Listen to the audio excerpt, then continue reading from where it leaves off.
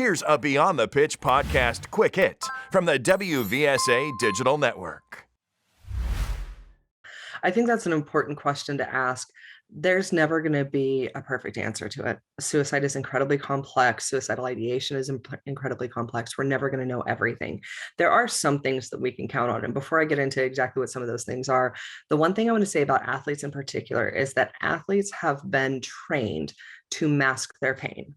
They have been very specifically coached in unintentional ways to brush it off and pretend like everything's fine. So if what we're looking for is those typical warning signs that we see in the movies or that we hear about, that an athlete won't get out of their room or that they've isolated from all their friends, that can be true, but it also may not.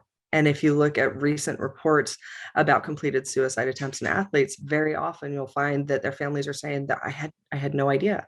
There probably were warning signs. They probably didn't catch those, but so much of what we hear is they were so bright and they were so bubbly and it was so amazing and all of this stuff. So it's important just to recognize that the warning signs may be different. Classic ones that we tend to talk about is, if people are making kind of those passive comments on social media or verbally or whatever it may be, of life is just too much. I don't want to be around anymore. I would like to die. Things like that. If in a moment of anger, they're saying, well, you just would be so much happier without me here. Don't worry, one day that will happen. We need to take those things seriously. Very often there are verbalizations before there are attempts. And so we definitely need to pay attention to that warning sign.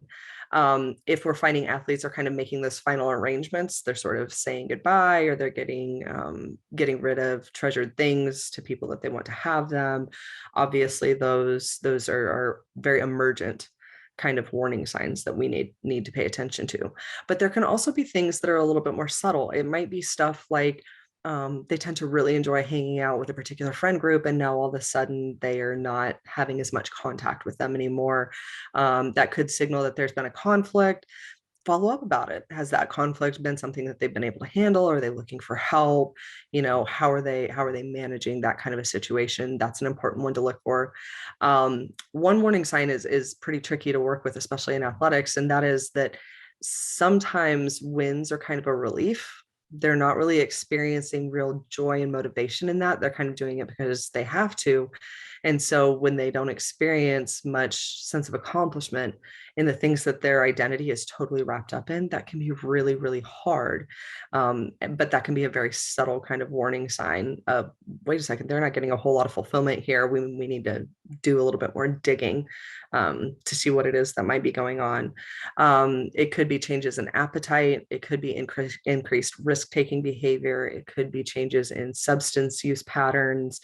Could be changes in sleep and things like that. So, big behavior changes that seem a little bit atypical tend to be a pretty reliable warning sign, if not for suicidality, then for any other number of things. And we should be paying attention to it anyway.